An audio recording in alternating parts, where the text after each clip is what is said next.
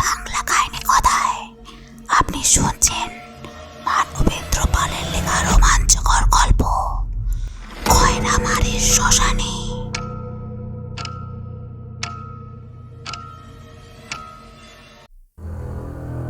আজ পর্যন্ত অনেক জ্ঞানী গুণী ধনী লোক দেখেছি, দাতা পরোপকারী লোকও কম দেখিনি, কিন্তু ব্রজমামার মতো অমন সাহসী লোক বড় একটা চোখে পড়ে না। এই সাহস জঙ্গলে ঢুকে বাঘের মুখোমুখি হওয়া বা চোর ডাকাতের সঙ্গে লড়াই করা নয়, এই সাহস অন্য ধরনের। আমার বয়স এখন 70 পেরিয়ে গেছে। রীতিমতো শহরে থাকি। ইলেকট্রিক লাইট, পাখা, ফোন, টিভি, আধুনিক শহুরে জীবনের সব কিছু সুবিধাই ভোগ করে থাকি।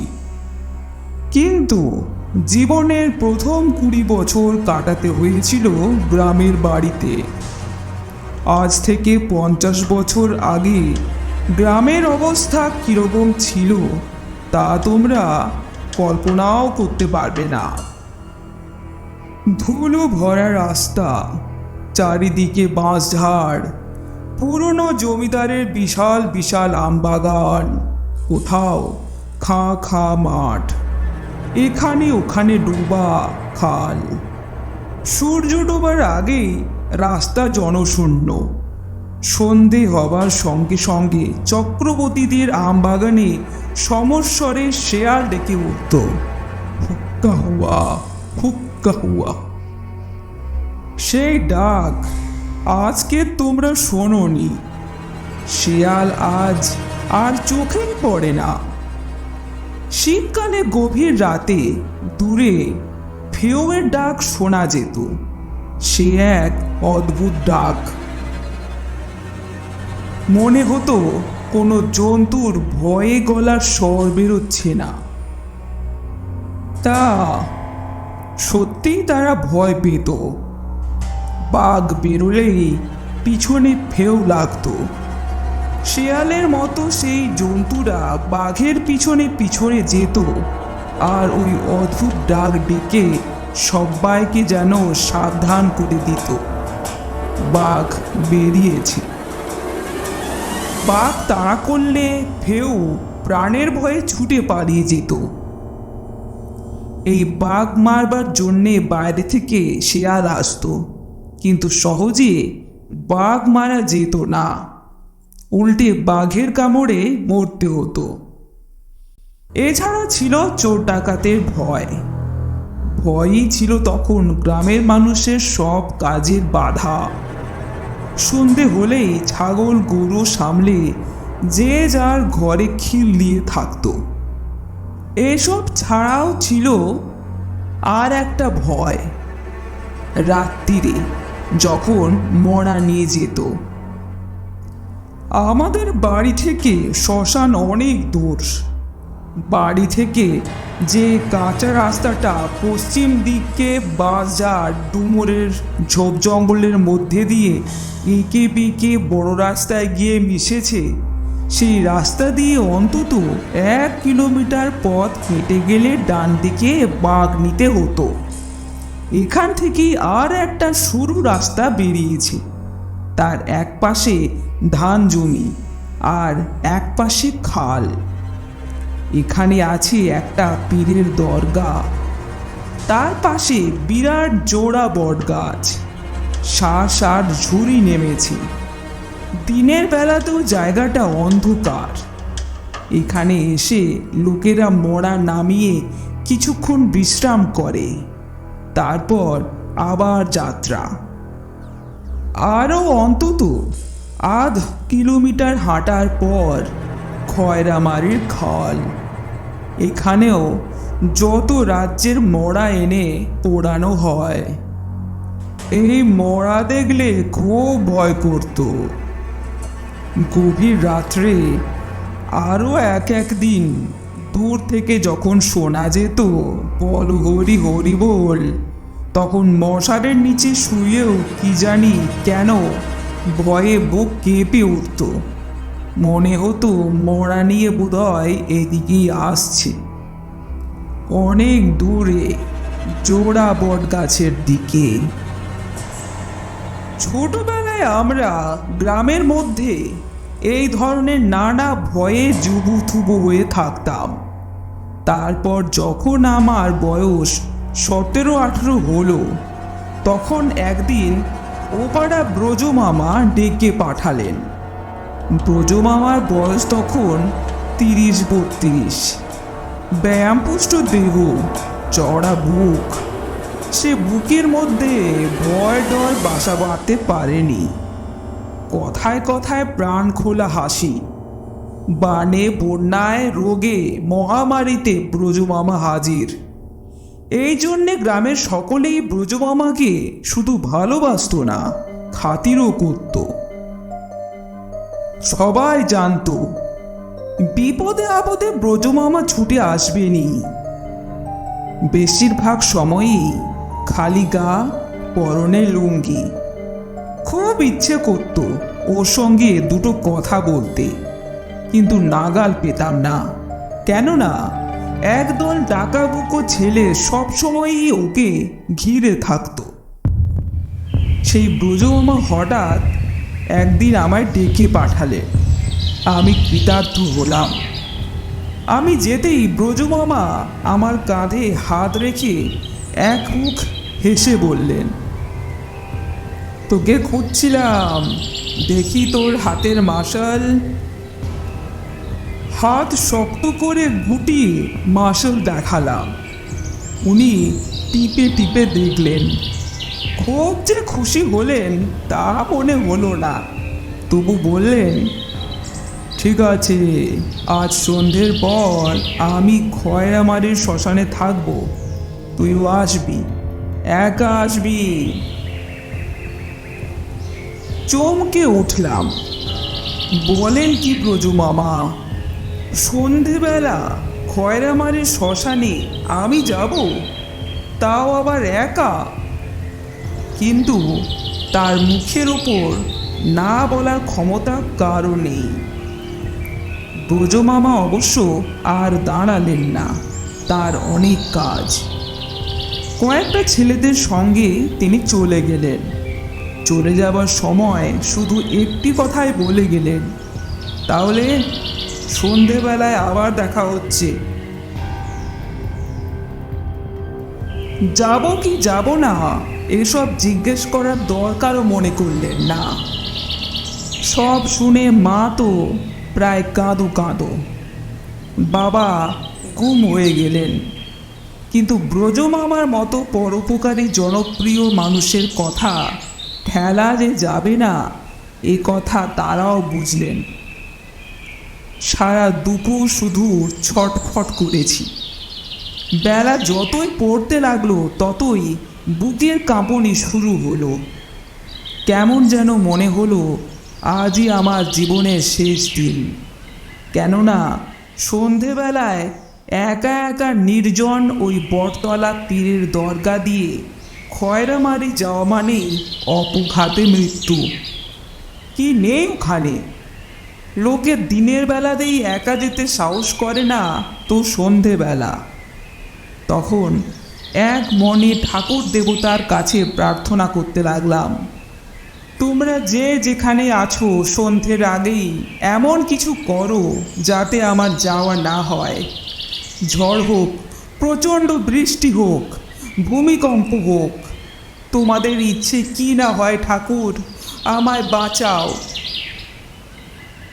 কিন্তু নির্দয় দেবদেবীরা সেদিন 17 বছরের একটি ছেলের কাতর প্রার্থনায় কান দেননি। অন্য অনেক দিনের মতোই নির্বিঘ্নে বেলা পড়ে গেল। বাবা গম্ভীর গলায় বললেন, যেতেই যখন হবে তখন এখনই রওনা হও। রওনা হতেই হলো।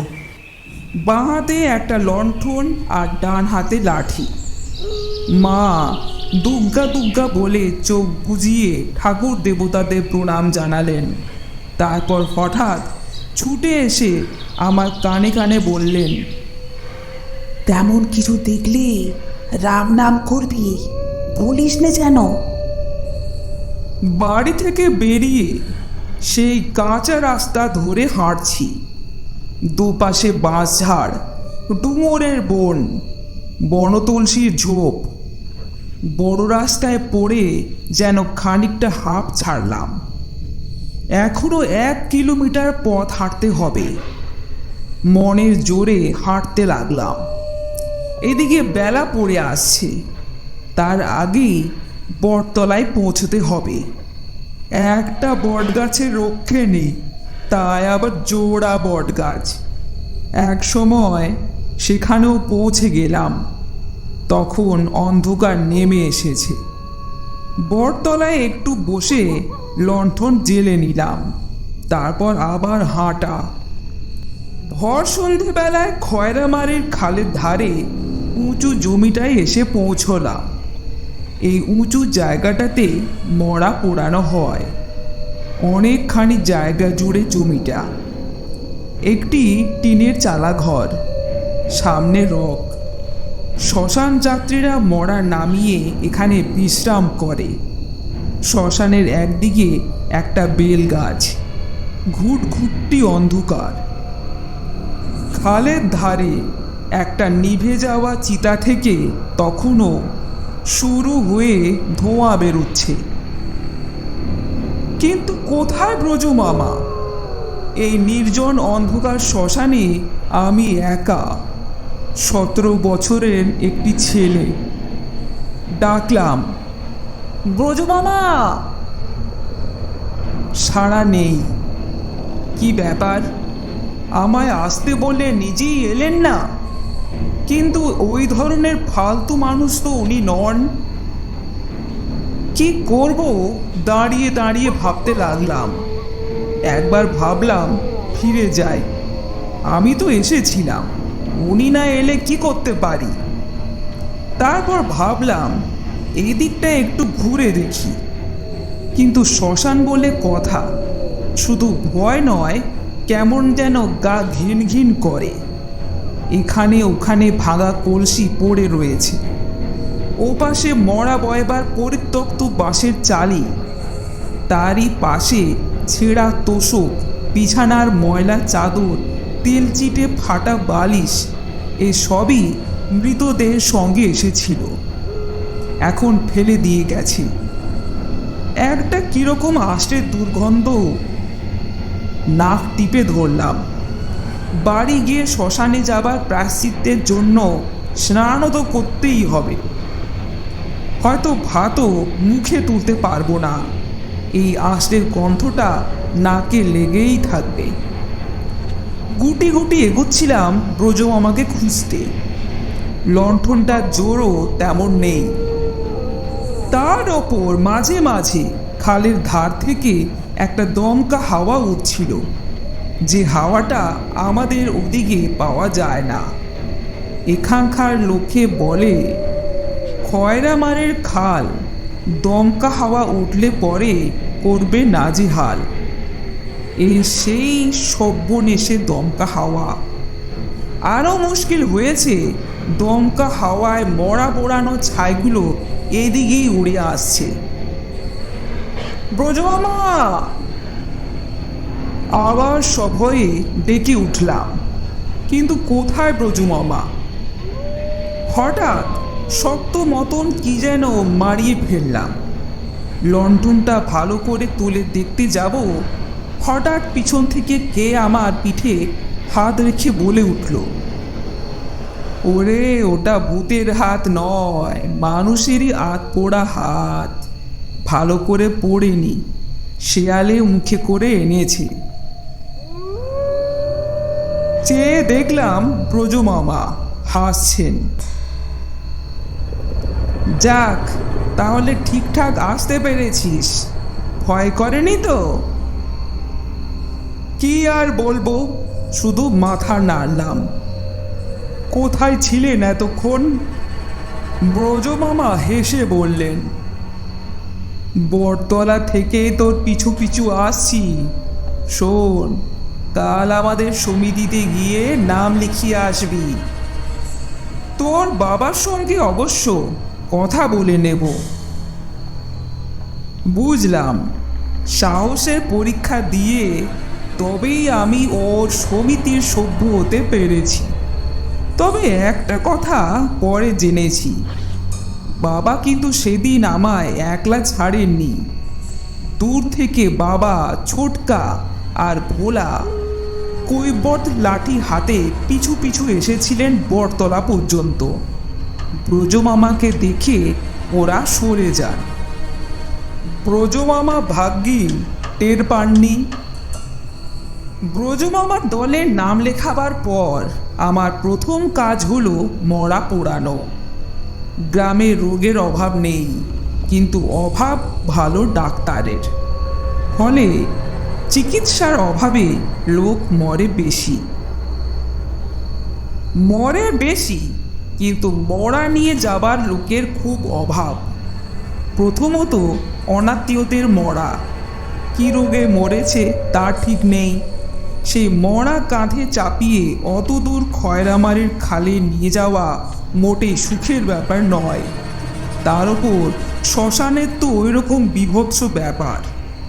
জোড়া বটতলা ছাড়াও বেল গাছটার দুর্নাম আছে খুব। লোকে বলে শ্মশানের বেল গাছে ব্রহ্মদত্তী পা ঝুলিয়ে আছে। গায়ে যেন না লাগে পা, সাবধানে এড়িয়ে চলে যা। কিন্তু যত সাবধানে এড়িয়ে যাও না কেন, যদি কোনো রকমে তার অদৃশ্য পদযুগল তোমার গায়ে লাগে, সঙ্গে সঙ্গে তিনি দুপা দিয়ে তোমার গলাটা সাঁড়াশির মতো আঁকড়ে উপরে তুলে নেবেন। এই সব কারণে লোকে সহজে মরা নিয়ে যেতে রাজি হয় না, নানা ছলছুতো করে এড়িয়ে যায়। তখনই নিজের দলবল নিয়ে এগিয়ে আসে ব্রজমামা। সেই দলে এখন আমিও একজন হয়েছি। যে ছেলে দূরে শ্মশান যাত্রীদের মুখে বলহরি হরিবোল শুনে ভয়ে কানে আঙুল চাপা দিত, সেই এখন মরা পোড়াতে যাচ্ছে। একমাত্র ভরসা ব্রজমামা পাশে পাশে আছেন। আমাদের গ্রামের এক প্রান্তে কাতি খেপি থাকতো। আসল নাম কোনো কালে হয়তো ছিল কাকতায়নী। তারপর ক্রমে ক্রমে ওই নামটা যে কি করে কাতি খেপি হয়ে দাঁড়ালো তা বলতে পারবো না। কুচকুচে কালো, মোটা, ড্যাবা ড্যাবা চোখ, মাথায় রোঁয়া রোঁয়া চুল, দেখলেই ভয় করে। কাতি খেপের নিজের বলতে কেউ ছিল না, বেজায় বদরাগী। তার কুড়ে ঘরের পেছনে একটা পেয়ারা গাছ ছিল। খুব দুঃসাহসী ছেলেরা পেয়ারা পাড়তে গেলে কাতি খেপি গালিতে ভূত ভাগিয়ে দিত।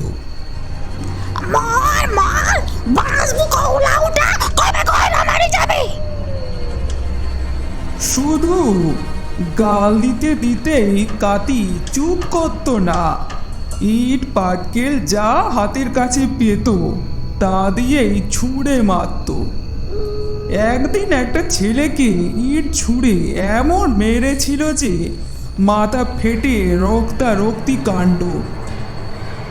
তা শুনে ব্রজমামার মতো ধীর শান্ত মানুষটিও কাতি খেপিকে তাড়া করে গিয়েছিলেন। কাতি খেপিও বটি ছুঁড়ে এমন মেরেছিল যে ব্রজমামাকে 1 মাস বিছানায় পড়ে থাকতে হয়েছিল।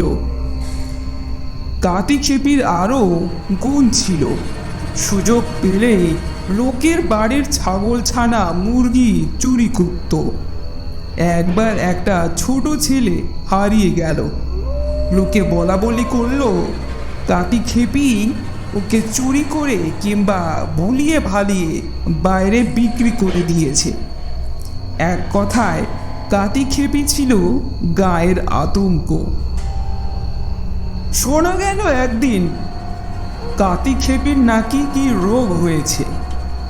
ব্রজমামার যতই রাগ থাক তবু নিজের গাঁটের পয়সা খরচা করে একজন ডাক্তার পাঠিয়েছিলেন, কিন্তু ডাক্তারকে কাতি এমন বাপান্ত করে গাল দিয়েছিল যে ডাক্তার পালিয়ে আসতে পথ পায়নি। দুদিন পর বেলা 3টে নাগাদ বাবা এসে বললেন কাতিটা মরেছে। শুনে সবাই যেন নিশ্চিন্ত হলো, কিন্তু বাবা বললেন ওকে ঘাটে নিয়ে যাবে কে? কেউ নাকি ও ত্রিসীমানায় ঘেঁষছে না। বললাম তাহলে কি হবে, ঘরের মধ্যেই পচবে? বাবা বললেন তাই কি কখনো হয়, একটা কিছু ব্যবস্থা হবেই। সেই দিনই সন্ধ্যের মুখে ব্রজমামা ডেকে পাঠালেন, দক্ষিণ পাড়ার একজন বুড়ো মরেছে, নিয়ে যেতে হবে। তার আত্মীয় স্বজন নাকি কেউ নেই, তবু রক্ষে কাতি খেপিকে নয়। এই ভর সন্ধেবেলা মরা বয়বার জন্য মা কিছুতেই ছাড়বেন না, কিন্তু যেতে আমাকে হলোই, কেননা সমিতির নিয়ম অনুযায়ী আমাকে 3 সত্যি করতে হয়েছে। যখনই মরা পোড়াবার ডাক আসবে তখনই যেতেই হবে। জামা ছেড়ে খালি গায়ে কোমরে গামছা বেঁধে বেরিয়ে পড়লাম। সমিতি থেকে ব্রজমামা আমাদের জনা 6 নিয়ে বুড়োর বাড়ি এলেন। বাঁশ কাটা, চালি বাঁধা, নতুন কাপড় কিনে এনে মরা ঢাকা দেওয়া ইত্যাদি করতে আরও প্রায় 2 ঘন্টা কেটে গেল। তারপর হরিধ্বনি দিয়ে মরা কাঁধে নিয়ে খয়রামারির পথ ধরলাম। এই প্রথম আমি মরা বইছি। 4 জন কেদোর মধ্যে আমি একজন। অন্যদের অভ্যেস আছে, আমার নেই। বাঁশের চাপে কাঁধ টাটিয়ে যাচ্ছে, তবু পারছি না বলার উপায় নেই। মাঝে মাঝে সকলের সঙ্গে আমিও চেঁচাচ্ছি, বল হরি হরি বল। অন্ধকার হয়ে গেছে। একজনের হাতে লণ্ঠন, কাঁধে মরা তুললে পায়ের গতি বেড়ে যায়। সবাই যেন ছুটছে। যার হাতে লণ্ঠন সে পিছিয়ে পড়ছে, তারপর সেও ছুটে কাছে আসছে। তার হাতের দোলানিতে লণ্ঠনটা দুলছে এপাশ ওপাশ, ঠিক যেন চালির উপর বুড়োর মাথাটা দুলছে এদিক ওদিক। তখন বড় রাস্তায় উঠে এসেছি, খেয়াল করিনি। এখনো অনেক পথ। এক সময়ে ফের ঢালু কাঁচা রাস্তা। রাস্তা বড়ই খারাপ, এবড়ো খেবড়ো, প্রতি পদে হোঁচট খাচ্ছি। এর মধ্যে আমাকে সরিয়ে দিয়ে অন্য একজন কাঁধ দিয়েছে। এমনি করে একজন পালা করে কাঁধ দিচ্ছে। ফের আমার পালা। ব্রজমামা বললেন গামছাটা বেড়ির মতো করে কাঁধে নিয়ে নে, লাগবে না। তাই করলাম। হন হন করে ছুটছি। এখানে ওখানে বাঁশঝাড়, তেঁতুল গাছ, গাব গাছ, ওদিকে খাঁ খাঁ মাঠ, কোথাও জলাভূমি। ঝোপে ঝাড়ে জোনাকি জ্বলছে, ঝিঝি ডাকছে। হঠাৎ একটা ঝোপের মধ্যে থেকে কি একটা জন্তু মুখ বাড়ালো, তার চোখ দুটো জ্বলছে। আমার বুক কেঁপে উঠল। তার পাশেই আর একটা, তার পাশে আরও একটা। শুধু তাকাচ্ছে না, দাঁত খিঁচিয়ে লাফিয়ে পড়বার তাল করছে। আমি আবার ঝোপের ধারেই ছিলাম। ভয়ে চেঁচিয়ে উঠলাম, ব্রজমামা। ব্রজমামা শান্ত গলায় বললেন, খ্যাপা শেয়াল বোধ হয়, ওদিকে তাকাস নে। বলেই গলার স্বর তুলে চেঁচিয়ে উঠলেন, বলো হরি হরি বল। সঙ্গে সঙ্গে সকলেই একসাথে হরিধ্বনি দিল। আমরা খুব তাড়াতাড়ি সেই ঝোপটা পেরিয়ে এলাম, কিন্তু আমার মন থেকে খটকা গেল না। শেয়াল অনেক দেখেছি, কিন্তু খ্যাপা শেয়াল কখনো দেখিনি। বেশ, তাই নয় হলো। তা বলে একসঙ্গে তিনটে খ্যাপা শেয়াল একসঙ্গে দাঁত খিচুচ্ছে?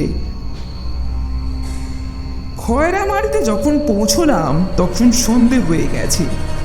জনশূন্য শ্মশান ঘাটের একদিকের কাঠের পোস্টে কাচে ঢাকা একটা কেরোসিনের ডিবে জ্বলছে টিম টিম করে। অল্প দূরে একটা চিতা সবে জ্বলতে শুরু করেছে। আমাদের কাঠগুলো এনে এক জায়গায় জড়ো করবেন বলে ব্রজমামা কোদাল দিয়ে চুলো কাটতে লাগলেন। চুলো কাটা হলে ব্রজমামা অন্য চিতাটা দেখতে গেলেন। চিতার দিকে তাকিয়েই বলে উঠলেন, আরে কেতি পড়ছে, কিন্তু লোকজন গেল কোথায়? তারপর চিতার চারপাশ দেখে বললেন, চালি নেই, শুধু ফাটা বালিশ আর মাদুর, একটা বাঁশ। তাহলে বুকে বাঁশ দিয়ে মাদুর মুড়ে মাত্র দুজনে ঝুলিয়ে এনেছে।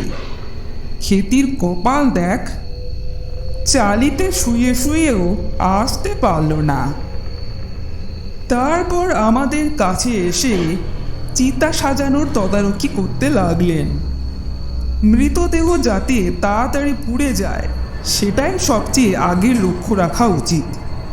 চিতার আগুন যেন মাঝখানে নিভে বা কমে না যায়।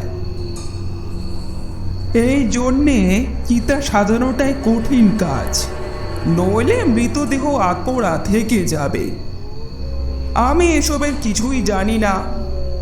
আমার কাজ হলো চিতার কাঠগুলো এগিয়ে দেওয়া। তারপর চিতা তৈরি হলে ব্রজমামা ভালো করে দেখে নিলেন।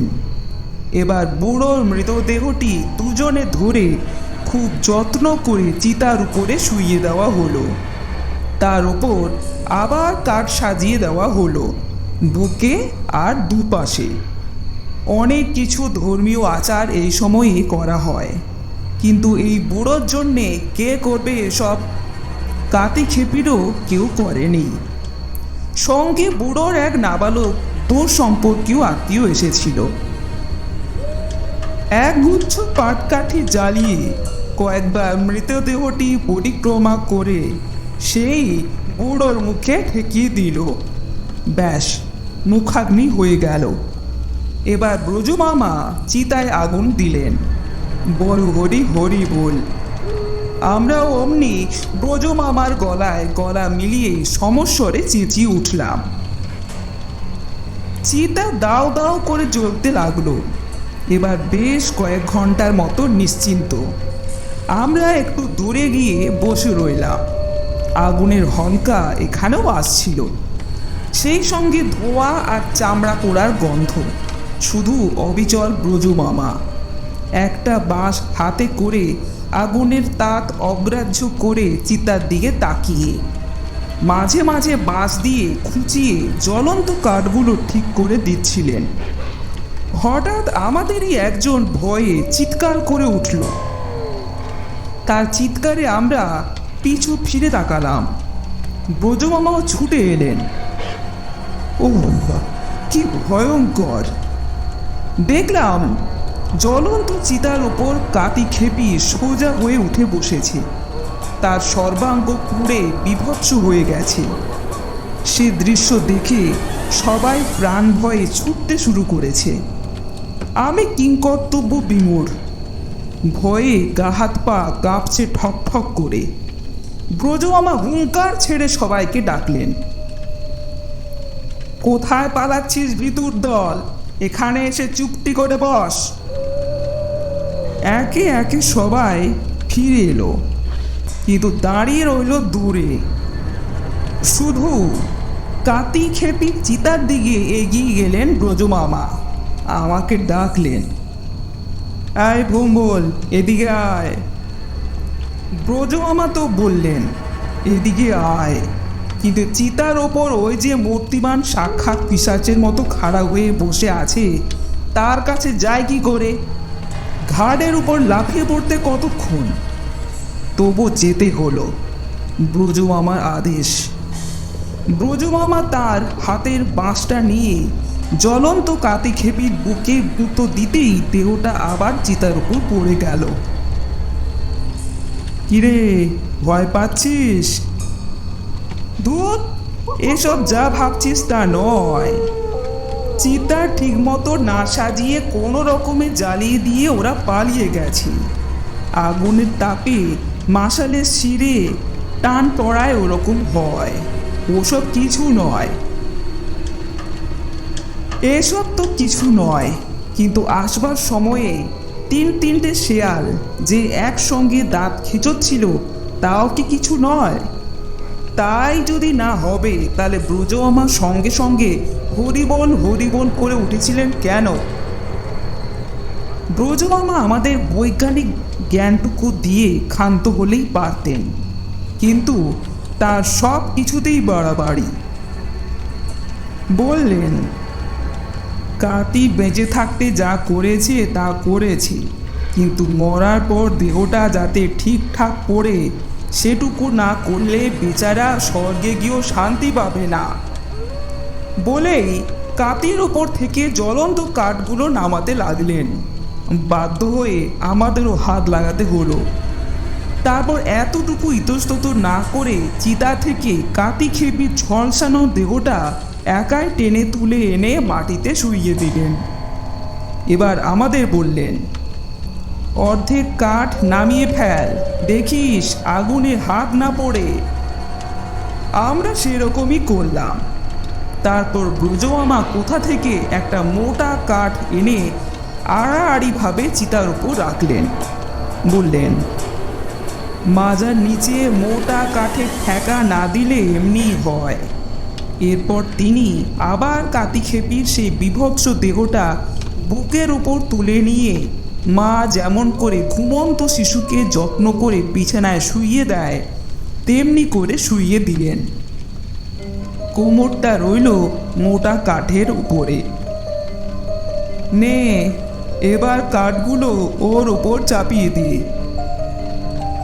কত সহজেই না ব্রজমামা আদেশ করলেন, কিন্তু সেই সমস্ত জ্বলন্ত কাঠ জ্বলন্ত চিতার উপর সাজানো যে কি কঠিন সে অভিজ্ঞতা কোনোদিন ভুলবো না। চিতা দাও দাও করে জ্বলে উঠল। ব্রজমামা নিশ্চিন্ত মনে বললেন, হ্যাঁ, এবার শান্তিতে পড় কাতি, শেয়াল কুকুরে আর টানাটানি করবে না।